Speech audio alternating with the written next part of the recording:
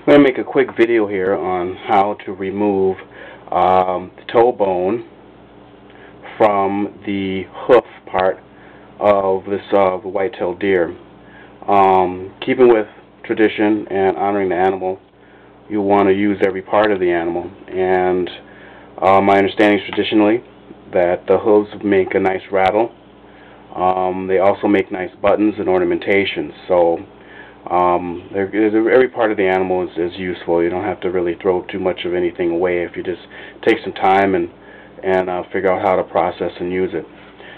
So essentially what you have to do is, once you've removed the actual hoof, the whole hoof from the animal, you want to set them in boiling water and boil them for about probably no less than an hour or so. And we're talking a rolling boil. You'll need a pair of regular pliers or something to grip with, needle nose pliers, and a knife. And so here what I'm going to do is, if this is really hot, it's not really hot to the touch anymore, but while it's still sort of warm, I want to grip somewhat tightly with one plier here, and then my needle nose plier is going to slide in between the hoof and grab hold of the bone, and I want to kind of pull, kind of work it out.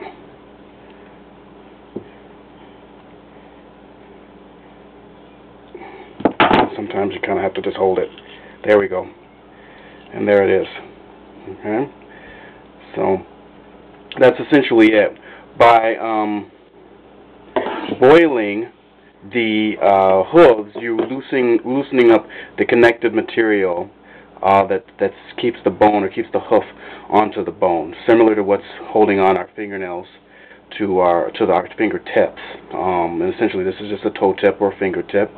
And you know, the anatomy is different, but more or less the same. This is the fingernail or the hoof, and there's padding here underneath, kind of similar to our padding, or even a dog's padding, calluses on our hands, etc. And really, that's what the knife's for. What you do is, or at least how I'm removing this, is I just cut straight down into the padding. It's really, really tough, but easy to cut through. And you just kind of cut close to the edges here. And be careful not to cut yourself so the knife doesn't slip. So just cut through. And you can cut that, and then just remove the padding. Okay? And there you pretty much have it. You can go ahead and remove the hair. You can take your knife and, you know, cut away the excess padding all the way down. As this dries, what will happen is this will shrink up. So it's good to clean out as much as you can with your knife, with your fingertips, you know, underneath some warm water, some soapy water. And when this dries, this will have a tendency to want to shrink and close up.